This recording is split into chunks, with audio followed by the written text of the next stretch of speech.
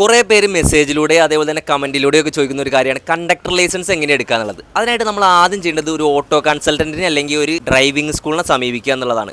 അപ്പോൾ അതിനെപ്പറ്റി കൂടുതൽ നിങ്ങൾക്ക് പറഞ്ഞു തരുന്നതിനായിട്ട് ഞാൻ വന്നിട്ടുള്ളത് നമ്മുടെ ആലുവയിലുള്ള ജോൺസൺ ചേട്ടൻ്റെ അനീഷ് ഡ്രൈവിംഗ് സ്കൂളിലാണ്. നമസ്കാരം, എൻ്റെ പേര് ജോൺസൺ.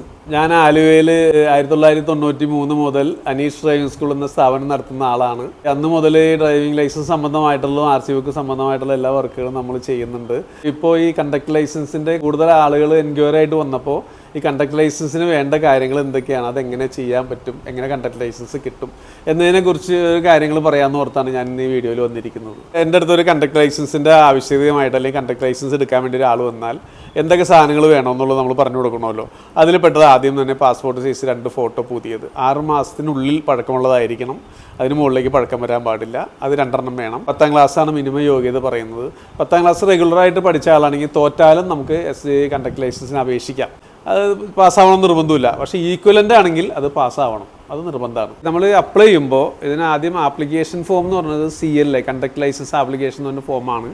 ഇതിൻ്റെ ഒപ്പം ഒരു മെഡിക്കൽ സർട്ടിഫിക്കറ്റ് വേണം. Medical certificate for a conductor എന്ന് പറഞ്ഞിട്ട് ഒരു MCC ഫോമിൽ ഒരു മെഡിക്കൽ സർട്ടിഫിക്കറ്റ് എടുക്കണം. അത് ഏതെങ്കിലും ഒരു MBBS ഡോക്ടറുടെ നിന്ന് എടുത്താൽ മതിയാവും. പിന്നെ വേണ്ടത് ഫസ്റ്റ് എയ്ഡ് എന്ന് പറഞ്ഞിട്ട് സാധനമാണ്. ഫസ്റ്റ് എയ്ഡ് എന്ന് പറഞ്ഞാൽ കണ്ടക്ടർ ഡ്യൂട്ടിയിലുള്ള ഒരാൾ, അതായത് കണ്ടക്ടറായിട്ട് ഡ്യൂട്ടി ചെയ്യുന്ന ഒരാൾ പ്രാഥമിക ശുശ്രൂഷ കൊടുക്കാൻ അയാൾക്ക് അറിവുണ്ട് എന്ന് പറഞ്ഞിട്ട് ഗവൺമെൻറ് സർവീസിലുള്ള മിനിമം അസിസ്റ്റൻറ്റ് സർജനെങ്കിലും ആയിരിക്കണം ഈ സർട്ടിഫിക്കറ്റ് തരേണ്ടത്. പിന്നെ കോൺടാക്ട് സർട്ടിഫിക്കറ്റ് വേണമെന്നൊക്കെ പണ്ട് പോലെ പറയുന്നുണ്ട്. കോൺടാക്ട് സർട്ടിഫിക്കറ്റ് എടുക്കണമെങ്കിൽ ഏതെങ്കിലും ഒരു ഗസറ്റഡ് ഓഫീസർ സാക്ഷ്യപ്പെടുത്തണം. അപ്പോൾ ഗസ്റ്റ് ഓഫീസർ സാക്ഷ്യപ്പെടുത്തി ഇത്ര വർഷമായിട്ട് എനിക്ക് ആളറിയാം, അദ്ദേഹത്തിൻ്റെ സ്വഭാവം നല്ലതാണെന്ന് സാക്ഷ്യപ്പെടുത്തി കഴിഞ്ഞാൽ അതായി.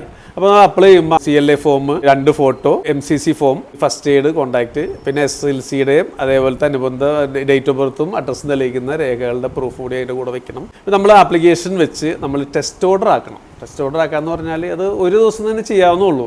നമ്മൾ സർക്കാരിലേക്ക് പറഞ്ഞ ഫീസ് അടച്ച് നമ്മൾ ഇതെല്ലാം കൂടിയും പിൻ ചെയ്ത് RTOസിൽ സബ് RTOസിൽ കൊണ്ട് ഹാജരാക്കി കഴിയുമ്പോൾ അവർ ടെസ്റ്റ് ചെയ്യാനുള്ള അനുവാദം തരും, പരിശോധിച്ച് നോക്കിയിട്ട് അനുവാദം തരും. അപ്പോൾ നമ്മൾ ആ സമയത്ത് ഒറിജിനൽ നമ്മുടെ ഈ ഡേറ്റ് ഓഫ് ബർത്തിൻ്റെ തെളിയിക്കുന്ന രേഖകളൊക്കെ നമ്മുടെ കയ്യിലുണ്ടാവും. അതാണ് അതിൻ്റെ മാനദണ്ഡം അവർ പറയുന്നത്. എന്നിട്ട് നമ്മൾ ടെസ്റ്റ് പരീക്ഷയ്ക്ക് ഇരുന്നാൽ ഒരു 20 ക്വസ്റ്റ്യനുള്ള ചോദ്യം പേപ്പർ ആയിരിക്കും നമുക്ക് കിട്ടുക. അതിൻ്റെ അകത്തൊരു 12 ശരിയായാൽ മതി, ആൾ പാസ്സാവും. പിന്നെ ഇതിലൊരു കാലാവധി ഉണ്ട്. അപ്പോൾ അത് ആ സമയത്ത് തന്നെ പുതുക്കണം. ആ സമയം കഴിഞ്ഞു പോയാൽ പിന്നെ അത് പുതുക്കണമെങ്കിൽ വേറെ ബുദ്ധിമുട്ടുകൾ, ഫൈനും കാര്യങ്ങളൊക്കെ കയറി വരും. ഡ്രൈവർക്ക് ഡ്രൈവിംഗ് ലൈസൻസ് എന്ന പോലെ കണ്ടക്ടർക്ക് കണ്ടക്ടർ ലൈസൻസ് നിർബന്ധമാണ്. അപ്പോൾ ഡ്രൈവിംഗ് ലൈസൻസ് എടുക്കാനും കണ്ടക്ടർ ലൈസൻസ് എടുക്കാനും ബാക്കി പേപ്പർ വർക്കിനും കാര്യങ്ങൾക്കൊക്കെ ആയിട്ട് നമ്മുടെ ജോൺസൺ ചേട്ടനെ കോൺടാക്ട് ചെയ്താൽ മതി. ജോൺസൺ ചേട്ടൻ്റെ നമ്പർ ഞാൻ താഴത്ത് കൊടുത്തിട്ടുണ്ട്. അതേപോലെ തന്നെ കണ്ടക്ടർ ലൈസൻസ് എടുക്കാൻ ആഗ്രഹിക്കുന്ന നിങ്ങളുടെ കൂട്ടുകാർക്കൊക്കെ ഈ വീഡിയോ ഷെയർ ചെയ്ത് എത്തിച്ചു കൊടുക്കുക. താങ്ക് യു ജോൺസൺ ചേട്ടാ. അപ്പോൾ അടുത്തൊരു വീഡിയോ ആയിട്ട് വീണ്ടും കാണാം.